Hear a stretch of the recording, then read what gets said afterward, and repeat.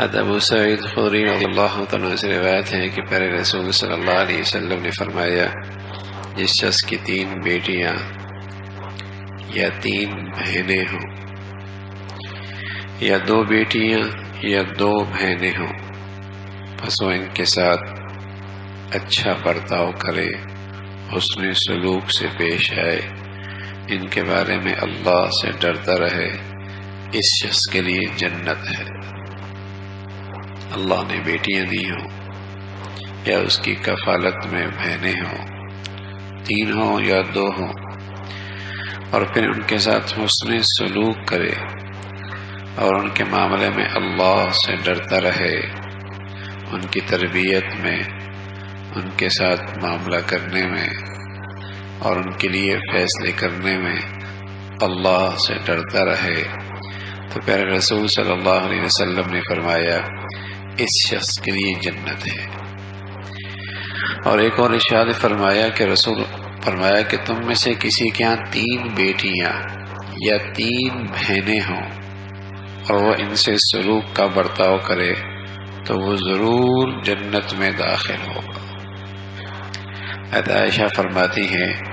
ایک مرتبہ اللہ کے نبی صلی اللہ علیہ وسلم نے فرمایا، جو شخص بیٹیوں میں سے کسی کے ساتھ آزمایا گیا ہو بس وہ اس پہ صبر کرے تو وہ بیٹیاں اس کے لیے دوزخ سے آڑ بن جائیں گی۔ بیٹیوں کے سلسلے میں وہ آزمایا گیا ہو، اس پہ کوئی بچیوں کی وجہ سے آزمائش آ گئی ہو اور پھر اس پہ صبر کرے اور ان کے ساتھ حسن سلوک کرتا رہے، تو پیارے رسول صلی اللہ علیہ وسلم نے فرمایا کہ اس شخص کے لیے یہ بچیاں جہنم سے آڑ بن جائیں گی۔ نرینہ اولاد کو لوگ دل سے چاہتے ہیں، نرینہ اولاد کو لوگ دل سے چاہتے ہیں، اس کی تمنا بھی کرتے ہیں، اور اگر کسی کے ہاں نرینہ اولاد نہ ہو تو علاج معالجہ کیا جاتا ہے، دعائیں کرائی جاتی ہیں، تعویذ گنڈے لیے جاتے ہیں، اور بعض اوقات اس کے لیے دوسری شادی کی جاتی ہے۔ اور اس کے برعکس بچیوں کی پیدائش کو عار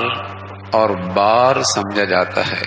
اور بعض نادان ایسی عورت کو منحوس سمجھتے ہیں جس کی نرینہ اولاد نہ ہو۔ اس لیے پیارے رسول صلی اللہ علیہ وسلم نے بہت سی احادیث میں بچیوں کی پرورش کی فضیلت بتلائی ہے۔ بچیاں اللہ کی طرف سے رحمت ہیں، اور اس سے بڑھ کر کیا برکت ہوگی کہ خود کوئی شخص اللہ اور اس کے رسول صلی اللہ علیہ وسلم کے حکم کے پیش نظر خوش دلی اور محبت کے ساتھ بچیوں کی پرورش اور ان کی صحیح تعلیم اور تربیت کا اہتمام کرے تو وہ اس کے لیے جنت میں جانے اور دوزخ سے بچنے کا ذریعہ بن جائیں گے۔ اس سے بڑھ کر اور کیا فضیلت ہو سکتی؟ کوئی مسلمان جس کو اللہ نے بیٹیاں دی ہوں اور پھر بڑی خوش دلی کے ساتھ انہیں قبول کرے اور صحیح ان کی تعلیم اور تربیت کا اہتمام کرے۔ جہاں ہمارے معاشرے میں آج ان بچیوں کو عار سمجھا جاتا ہے، بوجھ سمجھا جاتا ہے، وہاں بدقسمتی سے ان کی تعلیم و تربیت کا بھی اہتمام کوئی نہ رہا، ان کی تعلیم اور تربیت کا بھی اہتمام کوئی نہ رہا۔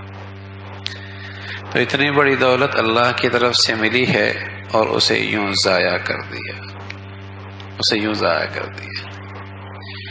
ابتدا میں جب ان کی تعلیم اور تربیت کا معاملہ ہوتا ہے اس سے غفلت ہوتی ہے، اور جب ان کے اگلے گھر بھیجنے کے فیصلے ہوتے ہیں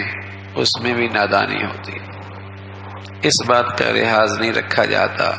کہ جس گھر میں ہم بھیج رہے ہیں اس کا ایمان، اس کی عبادات، اس کے شرم و حیا، اس کا دین، اس کی آخرت بھی سمجھے گی نہیں سمجھے گی، بلکہ تمام تر نظر اس بات پر ہوتی ہے کہ اس کی یہ زندگی کیسے گزرے گی، خوشحالی ہو، فراوانی ہو، آسائش اچھی ہو رہے۔ ٹھیک ہے، کسی درجے ان کا لحاظ ضرور رکھا جائے، جس گھر سے جا رہی ہے اگلے گھر میں کچھ مناسبت ہو، شریعت نے اس کا انکار نہیں کیا، لیکن کم از کم ماں باپ کی اور اہتمام تو یہ کہ پہلی ترجیح اس کا ایمان بچ جائے، اس کا دین بچ جائے۔ اور سچی یہ ہے کہ یہی اس کی چھوٹی سی زندگی کے سنورنے کا بھی ذریعہ ہے، دین ایمان کی زندگی۔